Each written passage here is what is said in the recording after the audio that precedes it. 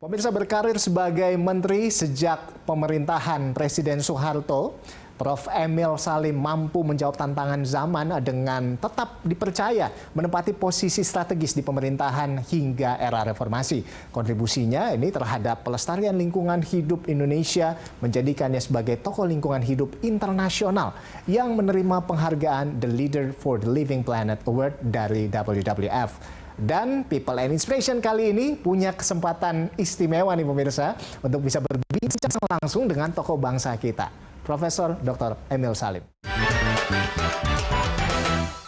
Ya, dan saat ini saya sudah bersama dengan Prof. Emil.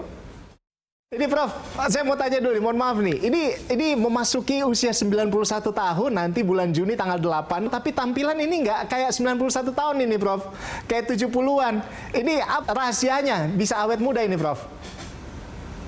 Tetap berpikir muda. Wow. Jangan pikir bahwa kau tua. Jangan seolah-olah karena usia kau sudah tua, tinggal di rumah, tidur, nonton HBO, tidur lagi, makan. Tidak, karena kau baru usia lanjut, otak akal pikiranmu tetap jaga supaya tetap muda.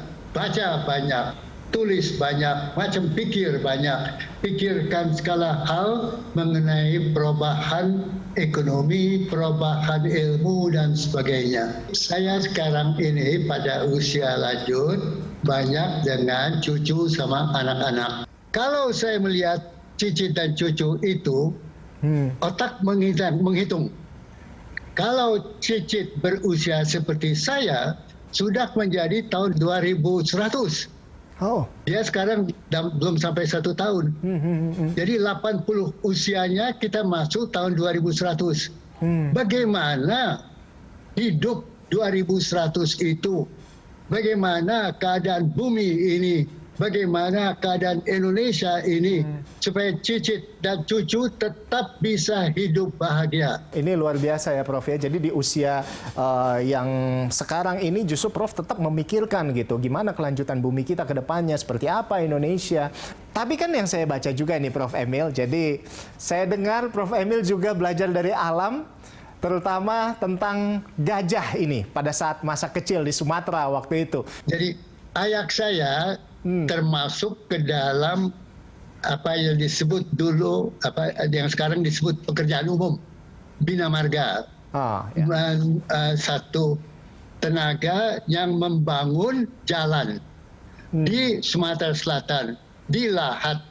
Saya dulu itu yang saya bicara ini adalah tahun 30-an. Jadi waktu itu tidak ada jalan. Nah, tidak ada alat-alat teknologi modern. Jadi ayah itu mengajak, ketika saya libur, ajak kami jalan ke hutan, mencari jalan gajah. Sebab teori ayah saya, tanah yang dilewati gajah, jalan gajah, adalah tanah yang padat. Sehingga tanah itu yang dilalui gajah, di sampingnya bisa dibikin jalan. Jadi jangan bikin jalan di atas jalan gajah, itu hancur kau. Tapi cari yang sejajar supaya komposisi lahannya itu kuat seperti jalan gajah. Maka jalan yang dibangun di zaman itu di Sumatera Selatan, jalan Lahat, Muara Enim, Pagerala, macam-macam, adalah mengikuti jalan gajah itu. Lagi-lagi kita ini belajar dari alam ya Prof ya. Jadi sebetulnya kita lihat bahwa ini apa ya, dari alam justru yang mengajarkan kita banyak hal. Nah, kami sering dibawa jalan ke kawasan Bukit Serelo, dan kalau ketemu pacat, maka pacat itu masuk ke sepatu, masuk ke tangan, menghisap darah, dan kita marah itu.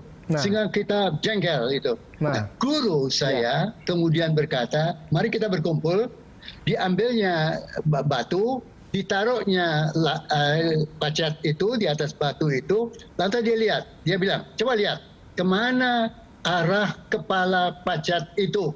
Maka, kalau kau sesat di hutan, cari pacat, cari kepala pacat itu kemana lihatnya, dia akan tetap menuju ke arah kehangatan Di mana ada kehangatan, ada matahari. Di mana matahari adalah timur, maka di belakangmu adalah barat, itu adalah utara, selatan. Pacat adalah kompas alam kamu. Nah, bayangkan tadi kita benci pada pacat karena menghisap darah kaki kita, kulit kita macam-macam. Tiba-tiba pacat adalah kompas alam. Maka berubah cara berpikir. Dan mari kita lihat ke sana, kata guru tadi. Kalau kau sesat di hutan, kau cari suara beruk, di mana dia makan, apa yang diberuk makan, kau pun bisa makan. Sehingga monyet itu membantumu membimbing ke arah mana makanan yang bisa kau makan. Hutan itu menjadi bacaan itu. Jadi bukan lagi hutan, pacet, monyet, bunyi. No. Hutan terbentang menjadi buku. Falsafat Minangkabau, alam takambang menjadi guru. Nah, itu yang saya lihat sekarang tidak diajarkan pada anak-anak muda. Kalau kau teliti, fahami alam itu, dan kau pandai membaca alam, maka kau akan temukan kalam ilahi. Nah, ini langsung nih, saya dapat pelajaran luar biasa dari Bapak Lingkungan Hidup Indonesia, hanya di People and Inspiration. Tetaplah bersama kami. Kembali lagi di People and Inspiration, pemirsa, dan bersama saya masih ada Profesor Emil Salim. Nah, ini Prof tetap berkontribusi secara real gitu, terutama untuk lingkungan hidup di Indonesia. Dan dari sini, dari konsistensinya, ini menghadirkan banyak sekali penghargaan yang bergengsi gitu, tingkat dunia. Di antaranya ada dari WWF. Ini apa latar belakangnya sampai Prof bisa mendapatkan penghargaan ini? Ketika tahun 92, memimpin delegasi Indonesia di dalam World Earth Summit di Rio de Janeiro, yang memutuskan adanya pola pembangunan berkelanjutan itu, saya bersama dengan beberapa teman-teman yang agak keras berkritik terhadap pemerintahan Amerika Serikat. Amerika Serikat itu kenapa tidak mendukung Convention Biodiversity sebagai ekonomi kekuatan ekonomi terbesar? Kenapa tanggung jawab besar pula tidak dipakai untuk mengendalikan perubahan iklim dan keanekaragaman hayati? Sebab Amerika menolak itu. Beliau diam, dengar, dan sebagainya. Nah, ketika selesai makan siang, kami semua pergi, saya ditahan, beliau bertanya, saya mengerti apa concern saudara, katanya. Saya bersimpati dengan itu. Tapi saya terikat pada Kongres yang menolak perubahan iklim, menolak keanekaragaman hayati. Karena itu saya tidak bisa melawan Kongres. Tetapi secara pribadi saya ingin mendukung saudara Indonesia itu. Saya terus terang aja menganggap ini hanya basa-basi. Diplomasi kan suka begitu, apa ngomong enak dan sebagainya. Tahun 93 saya berhenti jadi menteri, kembali ke dalam universitas. Saya kemudian dipanggil dan diberitahu oleh Pak Harto bahwa George Bush memenuhi janjinya dan memberikan Indonesia dana kira-kira 12 juta, 11 juta dolar gitu zaman itu. Bagaimana manfaatkan dana itu? Gitu. Maka pakatilah membuat suatu yayasan yang disebut Yayasan Keanekaragaman Hayati, Kehati. Dari hibah Presiden George Bush memenuhi janjinya untuk membantu keanekaragaman hayati di tanah air kita. Sampai sekarang, Yayasan Keanekaragaman Hayati telah bekerja puluhan tahun mengembangkan keswadayaan masyarakat di bidang keanekaragaman hayati. Net zero CO2 emisi adalah keharusan bagi Indonesia. Indonesia itu kunci dari tropical forest, hutan tropis terbesar. Kita kunci dari lautan terbesar, lautan tropis. Kita di Khatulistiwa. Kan yang menderita kalau iklim berubah, kalau laut naik, Yang tenggelam adalah Republik Indonesia. Maka ini kepentingan kita, rakyat kita, tanah air kita, bangsa kita. Bagaimana generasi masa depan di tahun 2030? Bagaimana generasi di tahun 2050 kalau menjadi 3 derajat Celcius? Jadi begitu pikiran saya. Hai anak-anak muda, hai teman-teman milenial, kau harus berjuang agar perubahan iklim tidak terjadi, agar pencemaran CO2 terkendali, agar energi kita berubah dari fossil fuel ke renewable energy. Generasi muda harus paham itu. Sekarang masyarakat sudah banyak yang bertani, berkebun gitu ya. Sudah banyak yang piara anak-anak hijau katanya seperti itu. Nah, apalagi nih aplikasi nyata yang bisa kita lakukan? Kembangkan energi tanpa CO2. Matahari kita di atas khatulistiwa 12 bulan setahun. Mengapa tenaga surya matahari kita tidak pakai dari Sabang ke Merauke? Jadi poin pertama, robah sumber energi ke matahari. Kita punya angin, pantai kita banyak. Kenapa tidak pakai angin? 3, kita punya laut, laut punya gelombang. Kenapa tidak punya gelombang? Cepat, kita punya hydropower, mikro hydro, keluk-keluk sungai-sungai yang ke laut. Ada tenaga-tenaga sungai ke laut bisa menjadi hydropower mikro. Kenapa tidak dikembangkan itu sehingga semua pantai-pantai rakyat kita memiliki listrik, tidak bergantung pada PLN dan PLTU. Alam Indonesia kaya sumber energi yang terbarukan. Prof, ini kita masih akan membahasnya bersama dengan Prof. Emil di sini. Tapi di segmen selanjutnya, pemirsa, untuk itu tetaplah bersama kami di People and Inspiration. Ya, pemirsa, kembali lagi di People and Inspiration dan masih bersama dengan Prof. Emil Salim. Nah ini, Prof. Emil, ini kan pandangan Prof. Emil melihat kemajuan bangsa ini tidak hanya bertumbuh pada ekonomi, tapi juga harus dengan SDM dan lingkungan juga harus kuat seperti itu ya.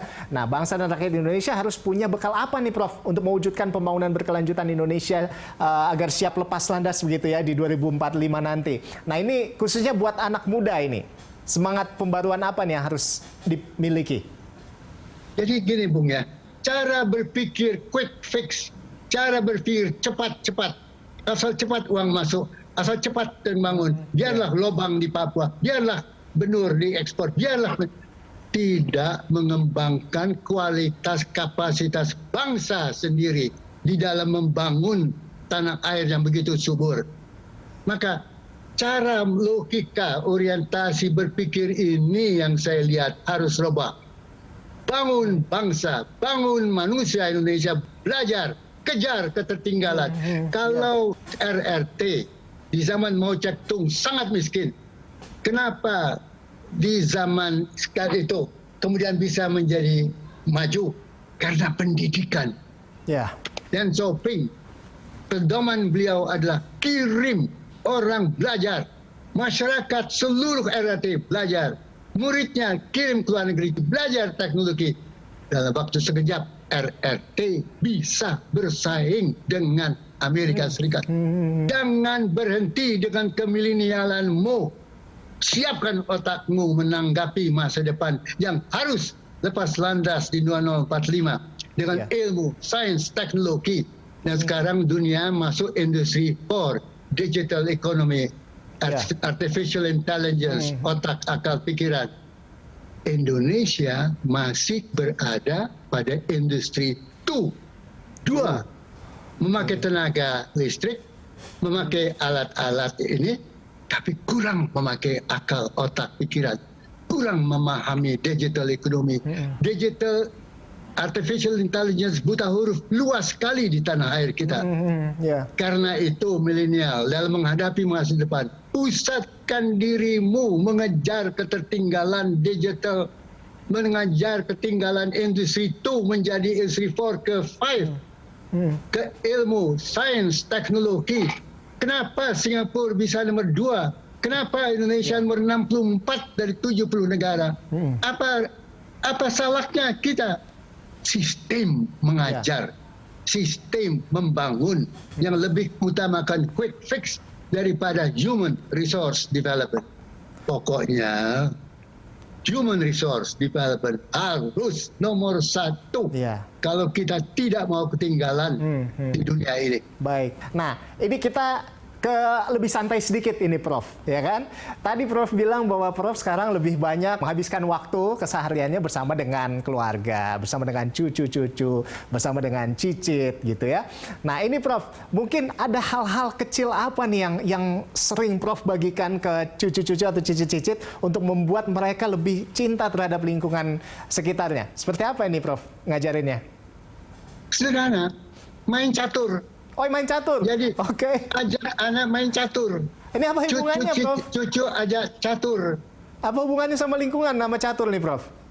Nah, otaknya berjalan. Oke. Dia akan berpikir, kalau saya berbuat A, apa pengaruhnya, apa langkah lawan, apa macam-macam. Jadi otaknya itu berjalan, logika berkembang. Kebanyakan milenial kita logikanya tipis. Jadi sederhana saja, ajak anak-anak pada tingkat usia yang 7 tahun belajar main catur, belajar cerita tentang hal-hal yang ada, ambil ke kaca pembesar, bawa dia ke alam, taruh di matahari, arahkan kepada daun yang sudah kering, terbakar daun kering itu. Anak itu bertanya, kok bisa? Kan otaknya mulai berjalan. Jadi belajar anak-anak dari kecil, otaknya berjalan. Itu kuncinya. Nah, saya dari kecil, dari ayah saya selalu diminta baca buku. Baca buku, semua buku dibaca itu. Jadi, dan saya kemudian di zaman Jepang ketika pelajaran kurang baik ya. Harus belajar mengisi buku aljabar tiap hari ke sekolah, dan buku yang terkenal yang ayah saya berikan adalah disebut dalam bahasa Belanda van 1 mal 1 dan integral, dari 1 kali 1 ke integral, jadi menjadi stereometri, menjadi koniometri dan sebagainya. Jadi ilmu itu harus ditumbuhkan, disukai dari kecil. Yang terakhir ini Prof Emil. Nah, ini apa mimpi besar yang masih ingin diwujudkan ke depannya, Prof? Yang mungkin saat ini belum terlihat seperti itu. Pola pembangunan harus berubah dari resource eksploitasi ke resource enrichment, keperkayaan resource. Baik. Jadi cara mandang, cara melihat, cara hidup, cara macam-macam, cara mendidik anak-anak kita, sekolah kita, otak, akal, pikiran. Lihat alam ini dari kacamata rasional. Why? Mengapa Allah Subhanahu wa Ta'ala menciptakan ini? Mengapa? Mengapa? Mengapa? Itu. Dan alam diciptakan tidak untuk dirusak, tapi diperkaya bagi kehidupan manusia. Saya kalau ada waktu, ada guru-guru di Sumeneb, Pondok Pesantren Anukaya, Guluk-Guluk di Sumeneb. Ada guru kering, Guluk-Guluk di Madura itu kering gersang itu. Saya ke sana, apa Pak Guru itu melakukan? Menanam pohon. Nah, saya kira kenapa tanam pohon ini? Beliau berkata, kalau kering dengan pohon menimbulkan kesejukan, kalau sejuk mengundang humidity, mengundang hujan, turun hujan, sejuk kembali, air mengalir, dan dengan air mengalir kita bisa salat lebih sempurna. Dengan air wudhu ada airnya. Baik. Jadi beliau tanam pohon bukan untuk mencari uang, beliau tanam pohon untuk kesempurnaan salat. Baik. Pondok Pesantren Anukaya Guluk-Guluk di Sumeneb. Baik. Itu yang ingin saya lihat, berbuat sesuatu dengan tujuan yang baik, berakhlak, bertujuan bagi perbaikan umat manusia ini. Baik, luar biasa Prof Emil. Terima kasih banyak buat waktunya ini sebagai anak muda. Ini saya luar biasa untuk bisa berbincang langsung dengan Bapak Lingkungan Hidup Indonesia. Luar biasa tadi disampaikan oleh Prof Emil, dari macam-macam, dari harimau, dari pacet, gajah ya kan, laba-laba, lebah gitu. Itu luar biasa. Sebenarnya ada banyak hal yang bisa kita pelajari di sini. Dan ya itu tadi, kita harus tetap mencintai lingkungan kita, tetap mencintai bumi kita, dan jangan lupa tetap lakukan sesuatu. Kontribusi harus nyata demi bumi yang lebih sehat ke depannya untuk anak cucu kita. Ya, Prof, terima kasih Prof Emil sudah bersama kami. Sehat selalu, salam buat keluarga, salam buat cucu dan cicit-cicitnya. Salam hijau. Terima kasih. Ya baik pemirsa, demikianlah People Inspiration hari ini bersama dengan Profesor Emil Salim. Saya Rolando Sambuaga undur diri dan sampai jumpa.